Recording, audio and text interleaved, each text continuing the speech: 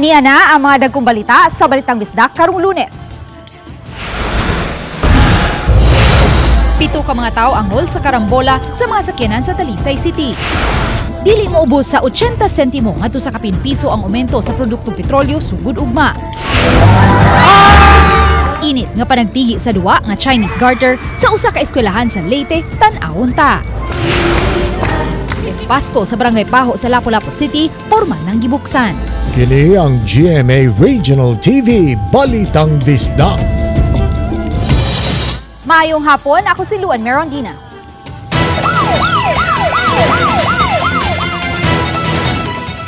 Tulo ka mga tao samdan samtang laing upat ang nahiagom og bunog sa nitubong karambola sa upat ka mga sakyanan sa daan N. Bacalso sa Barangay Bulacau, Dakbayan sa Talisay, kaganihang buntag. Sayra nato ang detalye sa live report ni Femari Dumabo. Fem?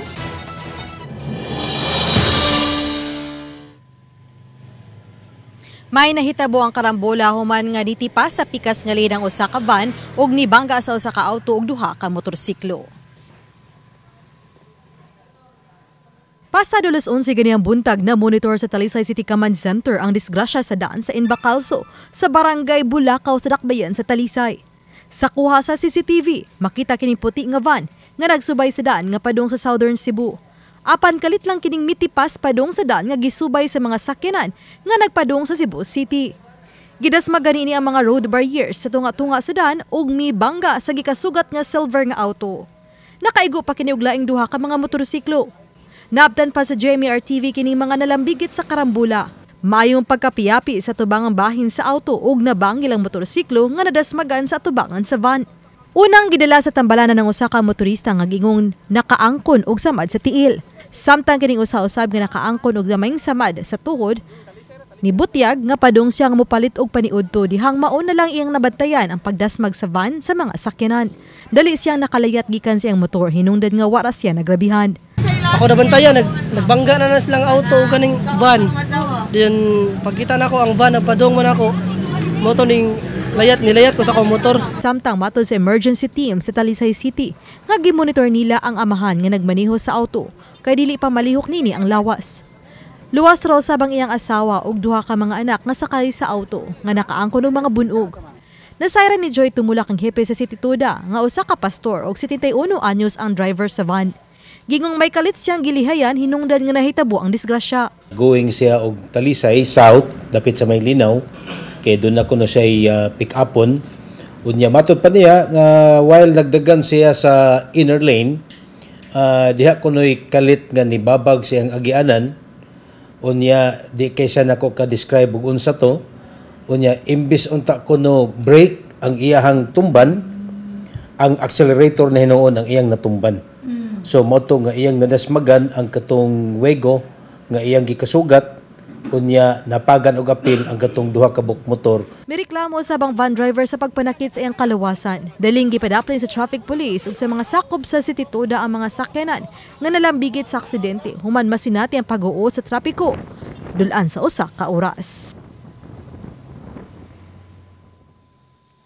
May wa man na moatubang sa kamera ang driver sa van apan nibutyag kini sa GMA-RTV sa tinguha nini nga makigsettle sa mga biktima sa disgrasya. Samtang pahimangno ni Joy tumulak sa City Toda ngadto sa mga driver nga siguro ong focus gyud kung kinahanglan focus gyud o anaa sa presence of mind diha sa pagmaniho ug nga kabisaduhon una pag-ayo ang gimanihong sakyanan aron kalikayan ang disgrasya.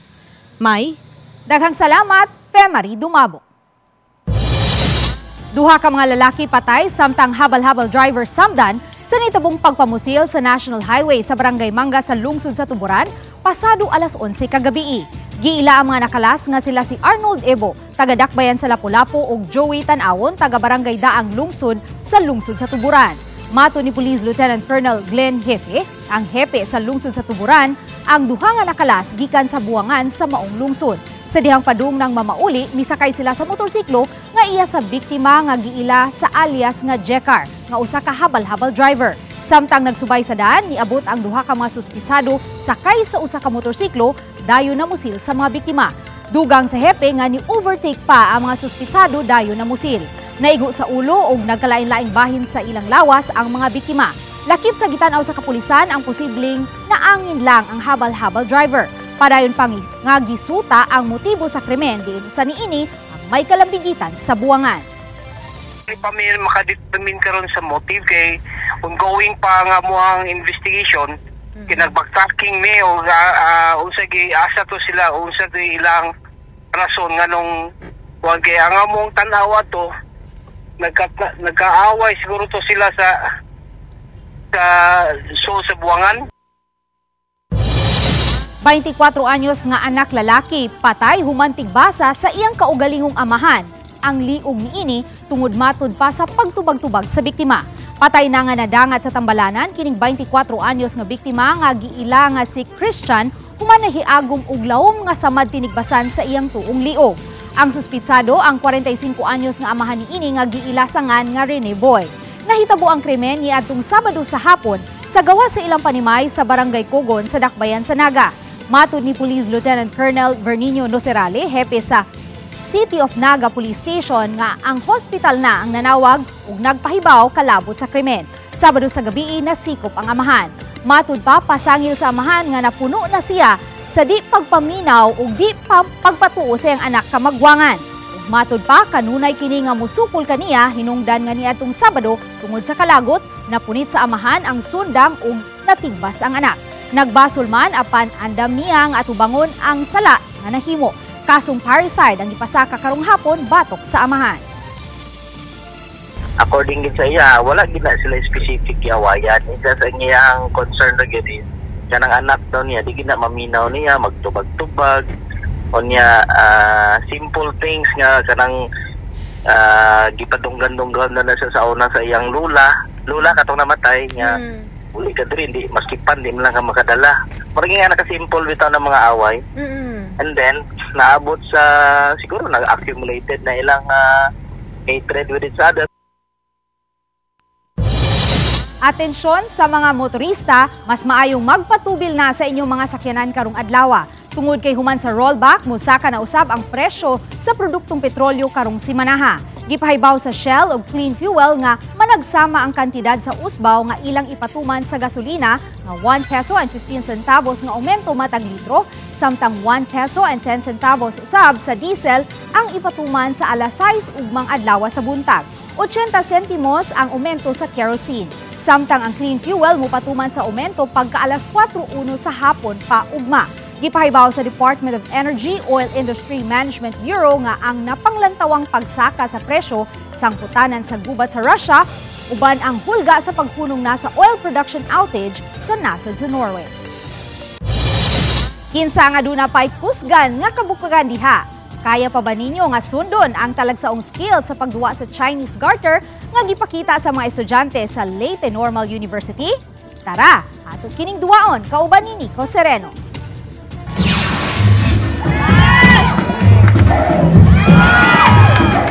Kini ang nag-viral nga duwa sa Chinese garter sa mga estudyante atol sa ilang sports fest. Daghang netizens ang napa-throwback sa ilang pagduwa kaniadto sa Chinese garter. Usa kini sa giduwa sa gipahigayong sports fest sa Leyte Normal University sa Tacloban City. Sa mataglayat, madungog ang syagit sa mga nananaw.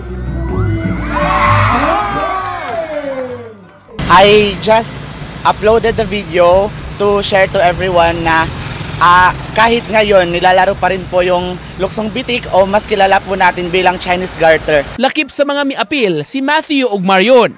Matud pa na pugos lang sila pag-apil sa duwa.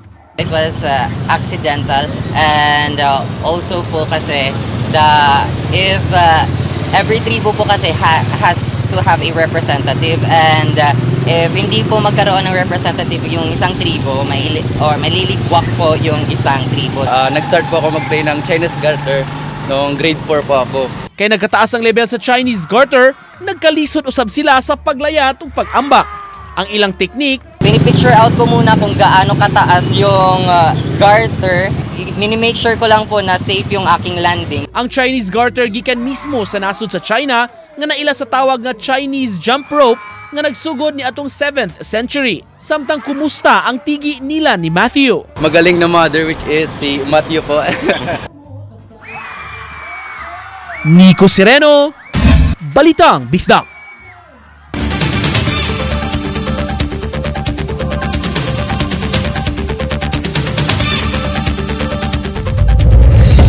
Kini ang GMA Regional TV Balitang Bisdak.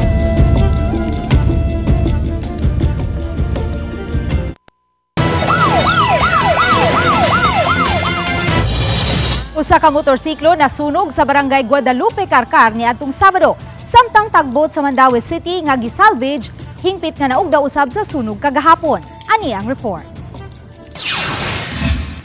Sa video nga kuha sa usa ka netizen, makita ang usa ka motorsiklo sa tunga sa daan sa barangay Guadalupe, Carcar nga gilamoy sa kayo pasado 1:00 sa hapon niadtong Sabado. Base sa investigasyon sa Carcar Fire Station, samtang nagdagan ang mga motorsiklo, nakadungog lang og buto ang mga sakay niini nga sama sa ni backfire. O pipila ka gutlo, midako na ang kayo. May na lang kay nakanaugdayon ang tulo ka mga sakay niini ug way na angol kanila. Kaso naman dili pa mi makahatag sa Jicos kaya under investigation pa ang kaso. So nakadungog sila buto, murag backfire siya kay kuan man kanang lower part man ya, lower part kay trambutso man. 1:19, naabot sa fire scene ang mga personnel sa Carcar Fire Station human madawat ang alarma sa sunog 1:16. Human sa usa ka minuto, napaong usab ang kayo. 9,000 pesos ang danyo sa hitabo tungod kay matud pa daan na ang motorsiklo. Samtang kagahapon sa buntag, gilamoy usab sa kayo ang usa ka tugboat nga gisalvage sa Sitio Latasan, Barangay Labugon, Mandaue City. Ang mga nagtuo nga gagmayng baga samtang nagpisa-pisa sa barko ang usa sa mga gitanaw sa Mandaue Fire Station nga hinungdan sa sunog. Kay kusog ang hangin kagahapon, nisamot pagdako ang kayo ug hingpit nga naugdaw ang gisalvage nga tugboat. Maayo na lang kay wa na makatapon ang kayo sa mga panimay haduol sa dapit. Milanat og kapin sa oras una hingpit nga napaong ang kayo. Wala hinuoy gikatahong na angol atol sa hitabo. So nahitabo paggating nila na ang tinulo sa ilang paggating nabutang atong insulation foam sa tagbot nga lang gikat. So nikatag siya ma'am, pagkatag dito na nagsugod ang kayo. Uban ni Cleofer Lumayag, ug Rod Prado, Luen Merondina. Balitang Bisdak. 5 ka mga tao ang naangol sa aksidente nga naglambigit sa usa ka modern jeepney ug usa ka minivan sa Barangay Hubay, Liloan, pasado 1:00 kagahapon sa hapon. Sa investigasyon sa Liloan Police Station, nagsubay sa managlahing lane ang duha ka mga sakyanan. Ang modern PUJ paingon sa norte samtang ang minivan paingon sa south. Apan pag-abot sa mong dapit, gikatahong nakatagtilaw ang driver sa minivan.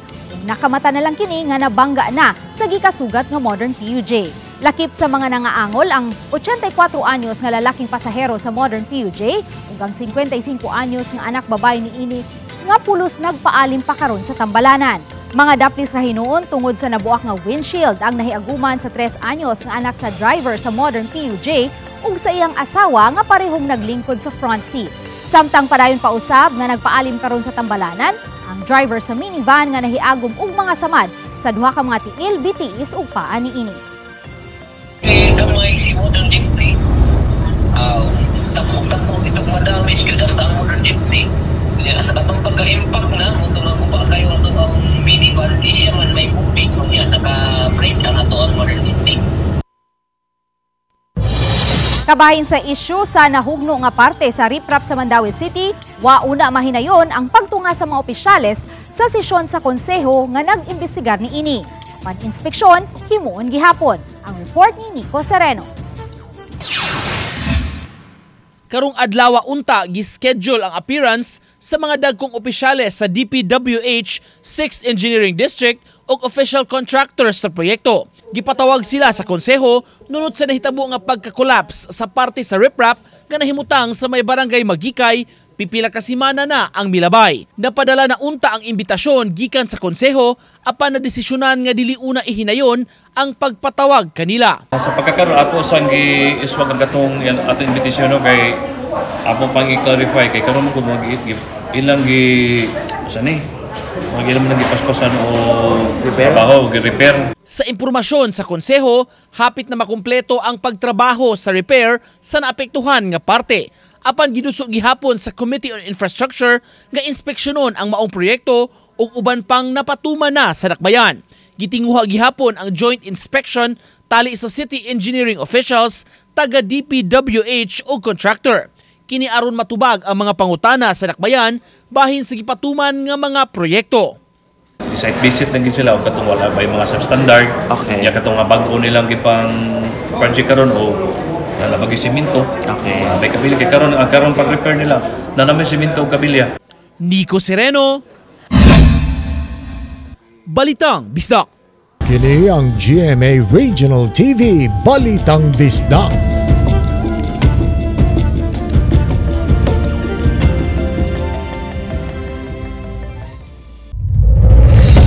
Kini ang GMA Regional TV Balitang Bisdak. Pasko sa Paho sa Lapu-Lapu City, opisyal nang gibuksan. 105 ka mga entries alang sa parole making contest nga gidayan-dayan sa Center Island sa ML Quezon Highway sa Lapu-Lapu City, gipasigahan na usab. Ani ang report. 4, 3, 2, 1, Dungan nga gipasugan ang tanang mga dayan-dayan sa Pasko sa Barangay Hall sa Paho, timaan sa opisyal ng pagbukas sa Light Up a Tree tradition sa naaswing barangay. Human sa Barangay Hall, milahos ang mga barangay officials sa iskina sa ML Quezon National Highway, alang usab sa opisyal nga pagpasiga sa mga Christmas decorations sa Center Island. Matagtuig na kining kalihukan sa Barangay Paho, sukad pa ni adtong 2013, diin kapitan pa sa naaswing barangay si Lapu-Lapu City Mayor Junard Ahongchan ug usa pa sa mga konsehal sa barangay ang kasamtangang kapitan karon nga si Kapitan Lindon Guba. Nagipadayon kay we find it very kana bang nindot nga feeling as a Filipino, as a Pahuanon nga nataning magtanaw sa mga Christmas lights. Sa unang Center Island sa ML Quezon Highway, makita ang mga Christmas lights nga giporma og mga reindeers. Mga nanag-iya ug balay patigayon sa naaswing barangay ang gidapit sa pagsalmot sa Adopt a Reindeer, diin sila ang mudayan-dayan niini ug ipatik usab ang pangan sa ila mga kompanya. Samtang sa nanagsunod nga mga Center Islands, makita ang nagkadayang disenyo sa mga parol nga ginama sa mga sakop sa nagkadayang mga sektor sama sa urban poor, kababayinan, mga senior citizens, lupon, mga motorcycle drivers ug uban pa.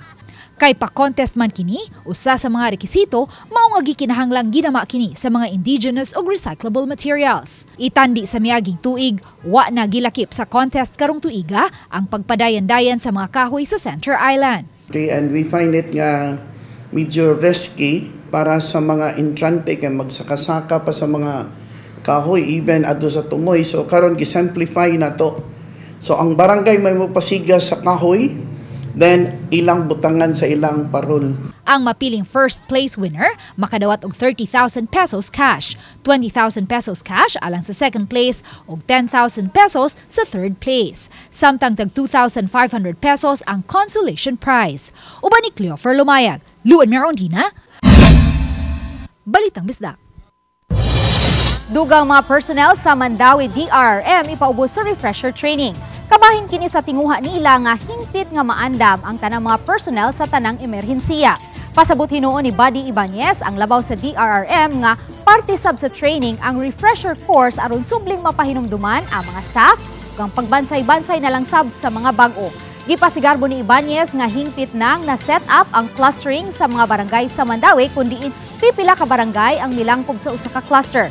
Sa pagresponde unya, labi nagdagko kaayo ang alarma pag tinabangay ang kauban sa usa ka cluster. Samtang atol sa sesyon kaganiha sa Mandawi City Council, gipaaprubahan sa first reading ang draft resolution nga gipalabang. Ubos niini papunan ang daily honorarium sa mga DRRM job order personnel. Naman tayo training din, no? Then after Anna is natay time natay mga refresher or mga retooling na to. No, then nasa tayo assessment na to noon.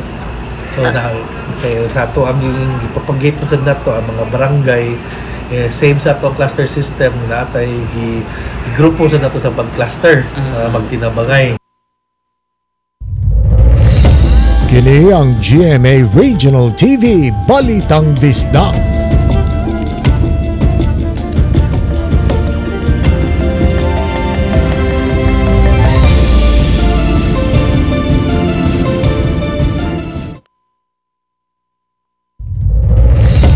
Kini ang GMA Regional TV Balitang Bisdak.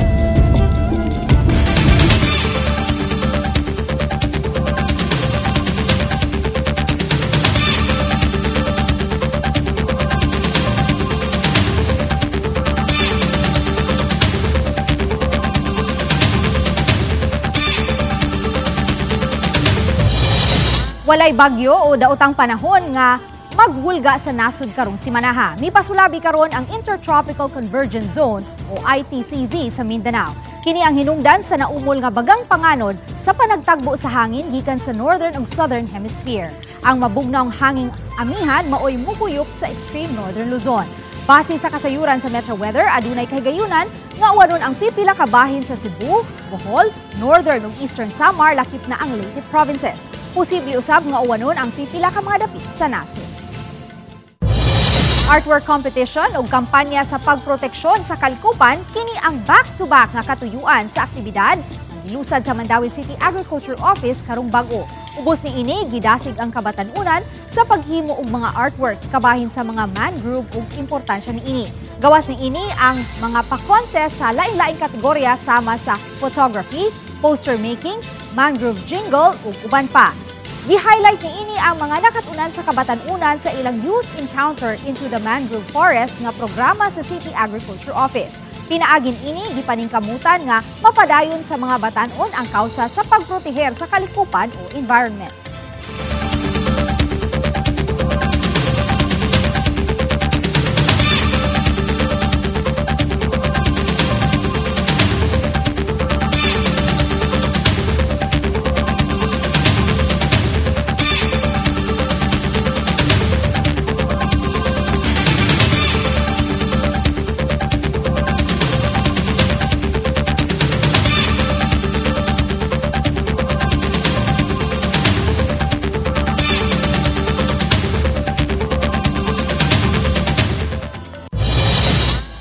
Mga atleta sa dakbayan sa Lapu-Lapu nga misalmot sa Batang Pinoy 2024 National Championships nang hakot og mga medalya sa unang adlaw sa paugnat sa kusog. Sa pagbukas pa lang sa naasong sports competition niadtong weekend, 7 na ka mga gold medals, 6 ka mga silver medals ug 1 ka bronze medal ang nalangkat sa mga batang atleta sa Lapu-Lapu City sa natad sa Arnis.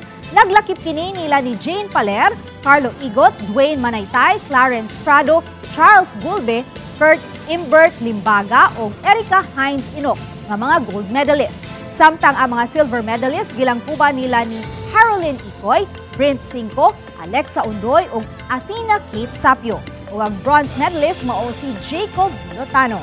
Karong adlaw aduna pay 24 ka mga event na salmutan ang mga batang agnisador sa Lapu-Lapu City nga maglakip na sa full contact. Gawas sa Arnis, may mga atleta usab nga gipada ang Lapu-Lapu City alang sa athletics, archery, badminton, chess, table tennis, gymnastics, dance sports, taekwondo, lawn tennis ug swimming. Niadtong 2019, top 6 ang Lapu-Lapu City sa labing daghang nalangkat nga medalya sa Batang Pinoy National Championships. Karong tuiga nagtinguha sila nga malakip sa top 5.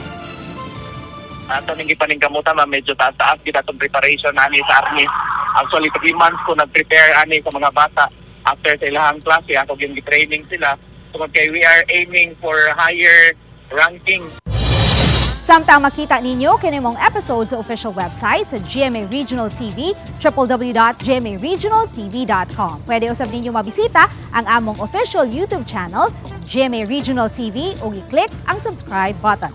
Alang sa labing init nga mga balita, gikan sa mga rehiyon. Buot na mo pasalamatan ang mga kapuso sa lain-laing bahin sa Pilipinas, lakip na ang mga kapuso nato abroad. Tungod sa GMA Regional TV, Local News Matters. Kami ang GMA Regional TV Balitang Isdak, kinatibuk ang puwersa alang sa mas dakong misyon o mas halapad nga pag-alagad sa nasod. 30 ka adlaw na lang, Pasko na. Maayong hapon mga kapuso.